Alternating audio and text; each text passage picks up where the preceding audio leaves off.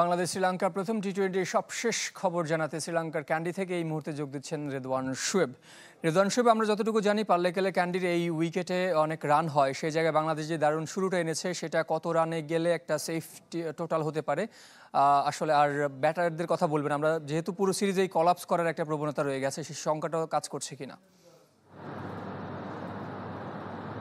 না, সেই সংখ্যা তো কাজ করছেই, কেননা এর আগে আমরা ওয়ানডেতেও কিন্তু লক্ষ্য করেছি, ওয়ানডে সিরিজেও যে প্রথম এক উইকেট পড়ে যাওয়ার পর একটা জুটি হয়েছে হয়তো বা 50-60-70 রানে, তারপরে একটা কলাপস হয়েছে।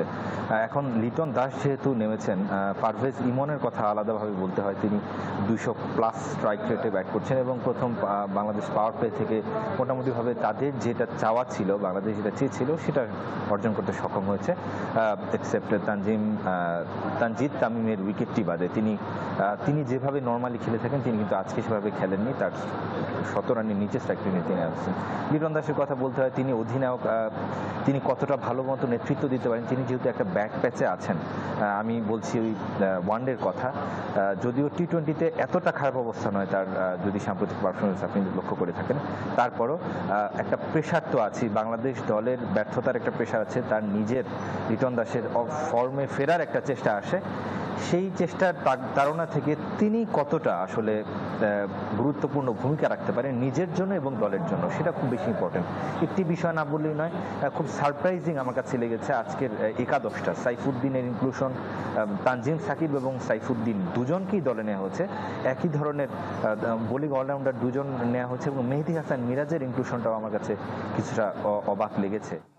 অসংখ্য ধন্যবাদ রেদওয়ান শোয়েব, যোগ দিয়েছিলেন ক্যান্ডি থেকে, জানাচ্ছিলেন বাংলাদেশ শ্রীলঙ্কার প্রথম টি-20 খবর। চলে যাচ্ছে পরবর্তী সংবাদে। বদলে যেতে পারে বিপিএল এর সূচি। জাতীয় নির্বাচনের প্রস্তুতির কারণে ডিসেম্বরের পরিবর্তে মে মাসে হতে পারে 12তম আসর। টুর্নামেন্টে চতুর্থ ভেন্যু হিসেবে বিবেচনায় বগুড়া, খুলনা, বরিশাল ও রাজশাহী। অতীত বিতর্কের কারণ জানতে বিদায়ী ফ্র্যাঞ্চাইজিগুলোর সাথেও আলোচনায় বসবে বাংলাদেশ ক্রিকেট বোর্ড।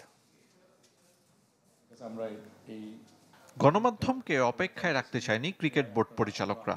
পাকিস্তান সিরিজের সম্প্রচার সত্ত্ব বিক্রির টেন্ডার চলমান, আর এর মাঝেই হাজির পরিচালক মাহবুব আনাম ও ইফতেখার রহমান। বিসিবির জরুরি সভায় গুরুত্ব পেয়েছে বিপিএল। ডিসেম্বরের মধ্যে নিরাপত্তার বিষয়ে জাতীয় নির্বাচনের প্রস্তুতি শেষের পরিকল্পনা অন্তর্বর্তী সরকারের। সে সময় পরিস্থিতি অনুকূলে না থাকলে পেছাতে পারে বিপিএল। বিকল্প উইন্ডো আগামী বছরের মে। যদি সরকারিভাবে বাহ্যিক অবস্থায় আমরা ডিসেম্বর জানুয়ারি না করতে পারি, তাহলেও আরেকটা স্লট আমাদের কাছে থাকতে পারে, সেই স্লটেও হতে পারে। আমাদের আগামী জানেন যে আমাদের ডোমেস্টিক বা ইন্টারন্যাশনাল যে ইভেন্টগুলো আছে, মে মাসেও আমরা খালি আছি। বিপিএলকে বিতর্ক মুক্ত করার কঠিন চ্যালেঞ্জ আমিনুল ইসলামের নেতৃত্বাধীন কমিটির। শেষ 11 আসরে যা কিছু হয়েছে এতে প্রশ্নবিদ্ধ টুর্নামেন্টের মান। আগামী সপ্তাহে স্বার্থ সংশ্লিষ্ট সব পক্ষের সাথে আলোচনায় বসতে চায় বিসিবি। সেই তালিকায় আছে বিদায় নেয়া ফ্র্যাঞ্চাইজিগুলো। এবার 5 বছরের জন্য দল দেওয়ার ভাবনা ক্রিকেট বোর্ডের। আগস্টের মধ্যে দলের পাশাপাশি টিভি ও ডিজিটাল স্বত্ব বিক্রি করতে চায়। বিশেষজ্ঞ প্রতিষ্ঠানের মাধ্যমে আর্থিক কাঠামো তৈরি, প্রচারেও নতুনত্ব আনার দাবি। এন্ড অফ অগাস্টের মধ্যে আমরা মিডিয়া রাইটস এবং ডিজিটাল রাইটস এবং ফ্র্যাঞ্চাইজি, এই তিনটার দিকে যাব। যথারীতি আবারও ভেন্যু বাড়ানোর আশ্বাস বোর্ড কর্তাদের। খুলনা ও বগুড়ায় পরিদর্শন করেছে পর্যবেক্ষক দল। আলোচনা বরিশাল ও রাজশাহীকে নিয়েও। আবাসন ও অন্যান্য সুযোগ সুবিধা বিবেচনা করে বেছে নেওয়া হবে যে কোনো একটিকে। যে ভেন্যু তখনই বাড়ানো যাবে যদি সেই ভেন্যুটার 2-3টা জিনিস থাকে। একটা হলো যে venue actually ICC minimum standard meet করে ফর ইন্টারন্যাশনাল ইভেন্টস, এবং সেখানে যদি আবাসন থাকতে পারে যেখানে আমরা দলগুলো এবং প্রোডাকশন ক্রুকে রাখার মতো আবাসন আছে। সেপ্টেম্বরের এনসিএল টি-20 দিয়ে ঘরোয়া মৌসুম শুরু করবে বিসিবি। টুর্নামেন্টের পারফর্মাররা যাতে নজরে আসেন BPL player স্টাফে। Ariful Islam, channel 24, Dhaka. Bharat ও শ্রীলঙ্কার আপত্তি সত্ত্বেও ঢাকায় হবে এশিয়ান ক্রিকেট কাউন্সিলের পরবর্তী বার্ষিক সাধারণ সভা। 24 জুলাই হবে এসিসির এজিএম। একই সময় টি-20 সিরিজ খেলতে বাংলাদেশ সফরে থাকবে পাকিস্তান। যদিও লজিস্টিক ইস্যু আর রাজনৈতিক কারণে আপত্তি জানিয়েছিল বিসিসিআই ও শ্রীলঙ্কা ক্রিকেট, তবে এসিসি চেয়ারম্যান মহসিন নাকভি ইতোমধ্যেই সদস্য দেশগুলোর কাছে চিঠি পাঠিয়েছেন। সশরীরে এই সভায় অংশ নিতে না পারলে অনলাইনে যুক্ত হবার সুযোগ রেখেছেন এসিসি চেয়ারম্যান। এই সভায় চূড়ান্ত হবে আসন্ন এশিয়া কাপের সূচি। জানাবো ফুটবলের খবর। ফিফা র্যাঙ্কিংয়ে অবনতি হয়েছে বাংলাদেশের, নেমে গেছে এক ধাপ। ঘরের মাঠে সিঙ্গাপুরের বিপক্ষে হারের প্রভাব পড়েছে র্যাঙ্কিংয়ে। 183 থেকে নেমে গেছে 184তম অবস্থানে। দক্ষিণ এশিয়ার অন্য দেশগুলো পিছিয়েছে। ভারত 6 ধাপ, মালদ্বীপ 7 ধাপ, নেপাল 1 ও ভুটানের 4 ধাপ অবনমন হয়েছে। অন্যদিকে শীর্ষ 5 দেশ রয়েছে অপরিবর্তিত। র্যাঙ্কিংয়ের শীর্ষস্থান যথারীতি বিশ্ব চ্যাম্পিয়ন আর্জেন্টিনার দখলে। অন্যদিকে নেশনস লিগ জিতে 1 ধাপ এগিয়ে 6 নম্বরে উঠে এসেছে ক্রিস্টিয়ানো রোনালদোর পর্তুগাল। কাল শুরু সাফ অনূর্ধ্ব-20 নারী ফুটবল। ভারত না থাকায় আর স্কোয়াডে জাতীয় দলের ফুটবলারদের আধিক্যে শিরোপা ধরে রাখার মিশনে এগিয়ে বাংলাদেশ। প্রথম দিন বাংলাদেশের প্রতিপক্ষ শ্রীলঙ্কা। ম্যাচ শুরু হবে বিকাল 3টায়, আর সন্ধ্যা 7টায় ভুটানের মুখোমুখি নেপাল। টুর্নামেন্টের সব ম্যাচ হবে বসুন্ধরার কিংস এরেনায়। শিরোপা একটা, দাবিদার 4 দেশ। সাফের বয়সভিত্তিক টুর্নামেন্ট, বছর ঘুরে অনূর্ধ্ব-19 থেকে এবার 20।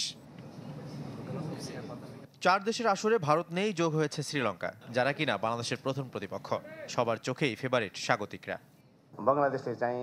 ভারত বাংলাদেশের মতো দেশের সাথে খেলা সব সময় কঠিন, তবে বাংলাদেশকে যদি ঘরের মাঠে হারাতে পারি সেটা হবে অন্যরকম প্রাপ্তি। একেবারে নতুন দল আমরা, অনুশীলনের জন্য খুব কম সময় পেয়েছি। আমরা প্রস্তুত, তবে আমাদের লক্ষ্য ফুটবলে উন্নতি করা। আমরা বাংলাদেশের আবহাওয়ার সাথে মানিয়ে নিতে ভুটানের দক্ষিণাঞ্চলে অনুশীলন করেছি। টুর্নামেন্টের সব ম্যাচই আমাদের কাছে শিক্ষণীয়। শিরোপার লড়াইয়ে বাংলাদেশকে যেটুকু চ্যালেঞ্জ জানাতে পারে সেটা নেপাল। ভুটানে লিয়ে খেলেছে বাংলাদেশেরও 10 ফুটবলার, তাই লাল সবুজের খেলার ধারা জানা তাদের। টুর্নামেন্টে সবচেয়ে অনভিজ্ঞ শ্রীলঙ্কা। আমরা কাউকে হালকাভাবে নিচ্ছি না, সবাইকে সম্মান করি। আমাদের দলে বেশ কয়েকজন প্রতিভাবান ফুটবলার রয়েছে যারা ব্যবধান গড়ে দিতে পারে। একে দক্ষিণ এশিয়ার সেরা দল জায়গা করে নিয়েছে এশিয়ার মঞ্চে, তার উপর বছর জুড়ে ধারাবাহিক প্রস্তুতি। তারপরও কেন নতুনদের উপর আস্থা রাখলো না বাংলাদেশ? জাতীয় দলের 8 ফুটবলার আছেন এই স্কোয়াডে, এমন প্রশ্নে কৌশলী অধিনায়ক। আমরা এশিয়া কাপে গিয়েছি বলে যে সাফটাকে ছোট করে দেখবো এটা না। সাফ আমাদের স্বপ্ন ছিল আগে আমরা সাফ জিতবো, তারপরে এশিয়া।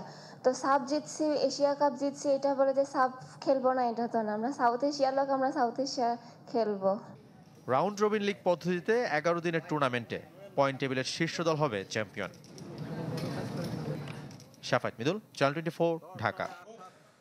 তাৎক্ষণিক আর বাণিজ্যিক সাফল্যে মনোযোগী ফুটবল ফেডারেশন, কিন্তু ফুটবলার তৈরির ঘরোয়া লীগ মাঠে গড়াবে কবে? নতুন নির্বাহী কমিটি দায়িত্ব নেওয়ার পর এখনও শুরু করতে পারেনি প্রথম, দ্বিতীয় কিংবা তৃতীয় বিভাগ ফুটবল। সেপ্টেম্বর অক্টোবরের মধ্যে খেলা মাঠে গড়ানোর লক্ষ্য 2 কমিটির চেয়ারম্যানের। ঘরোয়া মৌসুম থেকে একটা বছর হারিয়ে যেতে চলেছে, নেই ঢাকা মহানগরী ফুটবল লীগের কোনো কার্যক্রম। গত অক্টোবর নির্বাচনের পর ফুটবল ফেডারেশনের নির্বাহী কমিটির ব্যস্ততা তাৎক্ষণিক সাফল্য নিয়ে। জাতীয় দল আর প্রবাসী ফুটবলার নিয়ে সময় পার করছে বাফুফে। হয়েছে পেশাদার ফুটবল লীগের 2 স্তর,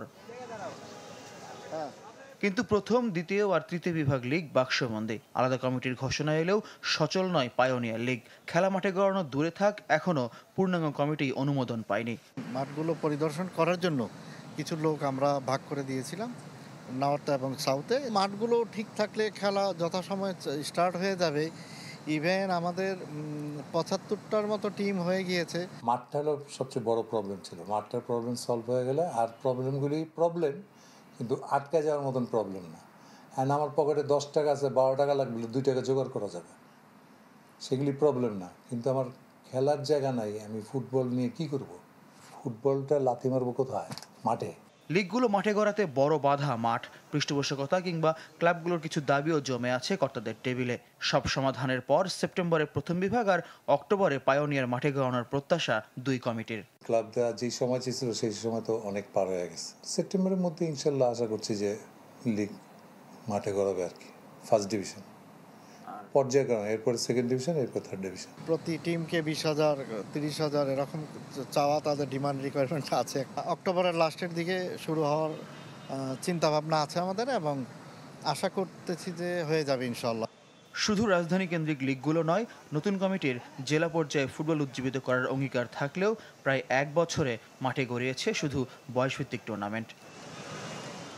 ফয়জুল ইসলাম, চ্যানেল 24, ঢাকা। কুল স্পোর্টস 24 নিচ্ছে একটা বিরতি, আমাদের সঙ্গেই থাকবেন। আপনারা দেখছেন কুল স্পোর্টস 24, সঙ্গে আছি জহির সাগর।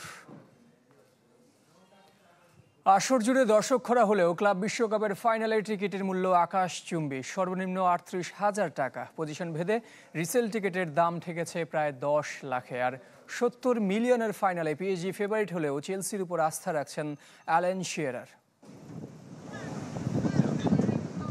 চ্যাম্পিয়ন্স লিগের পর ক্লাব বিশ্বকাপের ফাইনালও কি হবে একপেশে?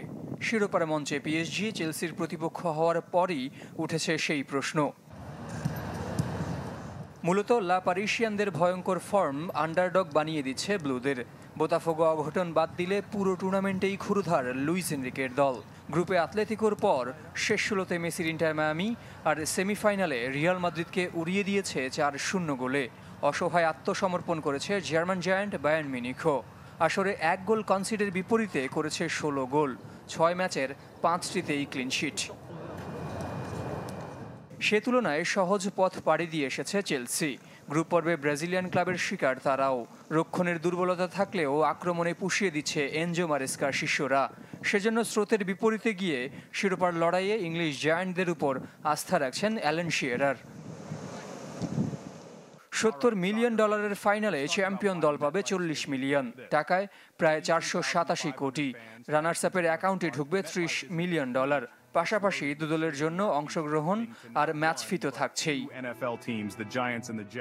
ফাইনালের টিকিট মূল্য আকাশচুম্বী, সর্বনিম্ন $312 বা প্রায় 38,000 টাকা। জায়গা ভেদে রিসেল টিকিটের দাম $400 থেকে $8,000 পর্যন্ত, টাকায় প্রায় 10 লাখ। যদিও সেমিফাইনালে 58,000 টাকা মূল্যের টিকিট শেষ পর্যন্ত কমিয়ে আনা হয়েছিল 1500 টাকায়। জহির সাগর, চ্যানেল 24। আবার ফিরছি ক্রিকেটের খবরে। কাল দক্ষিণ আফ্রিকার উদ্দেশ্যে ঢাকা ছাড়বে যুব দল। বৃহস্পতিবার বিসিবিতে ফটো সেশনে অংশ নেয় অনূর্ধ্ব-19 দলের ক্রিকেটাররা। দক্ষিণ আফ্রিকাতে 3টি ওয়ানডে খেলবে আজিজুল হাকিমের দল, সবগুলো ম্যাচ বেনুনিতে। এরপর জিম্বাবুয়ে সফরে যাবে দুদল। হারারেতে হবে ত্রিদেশীয় সিরিজ, সেখানে একে অপরের বিপক্ষে 3টি করে ম্যাচ হবে। সিরিজের ফাইনাল হবে 10 আগস্ট। গ্লোবাল সুপার লিগের উদ্বোধনী ম্যাচে সাকিবের দুবাই ক্যাপিটালসের বিপক্ষে টস হেরে ব্যাট করছে সেন্ট্রাল ডিস্ট্রিক্টস। একাদশে আছেন সাকিব আল হাসান। দিনের দ্বিতীয় ম্যাচে ভোর 5টায় গায়ানার প্রভিডেন্স স্টেডিয়ামে নামবে defending champion Rangpur Riders. Nurul Hasan Sohan, Soumya সরকারদের প্রতিপক্ষ স্বাগতিক গায়ানা অ্যামাজন ওয়ারিয়র্স। শিরোপা ধরে রাখতে মরিয়া বাংলাদেশের ফ্র্যাঞ্চাইজিটি। 5 দলের টুর্নামেন্টের শীর্ষ দুদল খেলবে ফাইনাল।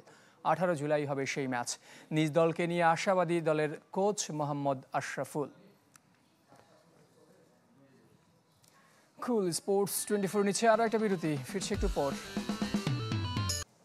এই ছিল কুল স্পোর্টস 24-এর এখনকার আয়োজনে। সঙ্গে থাকার জন্য সবাইকে ধন্যবাদ।